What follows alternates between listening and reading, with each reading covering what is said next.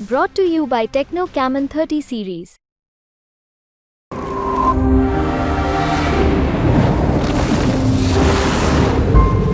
पिछली बार सोनिया गांधी शायद कोई 1,60,000 से जीती थी। इस बार मैं समझता हूँ 2 लाख से अधिक से जीत तो वो तो होनी ही थी। तो रायबरेली तो केक वॉक है, उसमें ज़्यादा सोचने की बात नहीं है। स्मृति ईरानी के कामकाज के बारे में सामान्य लोगों में असंतोष था और स्मृति ईरानी के बारे में बीजेपी के लीडर्स में भारी गुस्सा था और बीजेपी के लीडर्स मतलब बैठ के रणनीति बना रहे थे कि उनको कैसे हराया जाए। मुझे हैरानी नहीं होगी अगर स्मृति ईरानी वो सीट हार जाए। डिपेंड करता है कि ओवरऑल अंडरकरेंट किस तरफ है।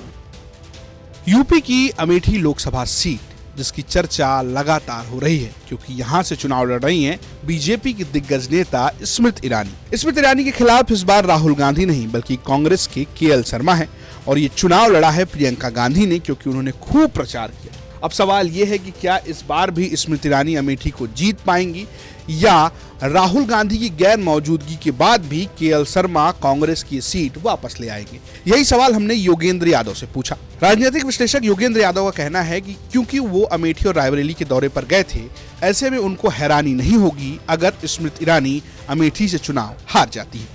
देखिए, अमूमन मुझे व्यक्तियों और एक सीट में बहुत दिलचस्पी होती नहीं और मेरा उस तरह का एक्सपर्टीज भी नहीं है। सीटों को समझने के लिए जिस तरह की स्थानीय पकड़ आपकी होनी चाहिए वैसी मेरी है नहीं। संयोग है कि मैं दोनों सीटों पे गया था, रायबरेली अमेठी।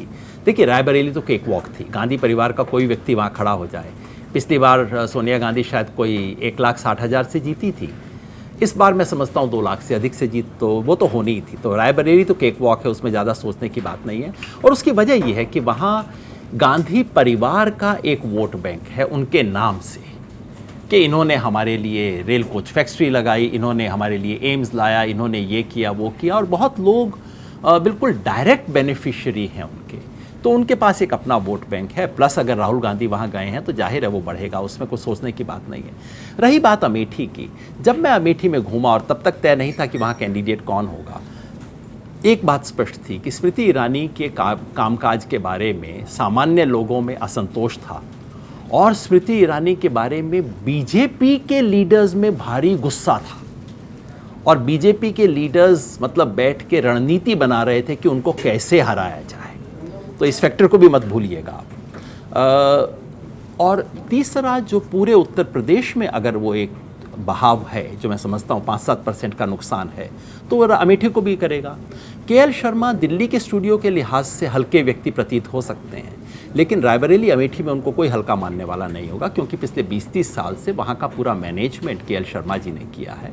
वो व्यक्ति है जो वहाँ गांव-गांव को पहचानता है, गांव-गांव का व्यक्ति उनको पहचानता है। तो ये वॉकओवर जैसी स्थिति नहीं है। मुझे हैरानी नहीं होगी अगर स्मृति ईरानी वो सीट हार जाए। डिपेंड करता है कि ओवरऑल अंडरकरेंट किस तरफ है। अगर ओवरऑल अंडरकरेंट थोड़ा सा भी उत्तर प्रदेश में है, जैसा कि मुझे लगता है कि है, तो स्मृति ईरानी हार सकती है। फिलहाल ये योगेंद्र यादव का दावा है कि स्मृति ईरानी के लिए अमेठी का चुनाव काफी मुश्किल है। आपको क्या लगता है हमें कमेंट बॉक्स में जरूर बताइएगा। ब्यूरो रिपोर्ट यूपी तक।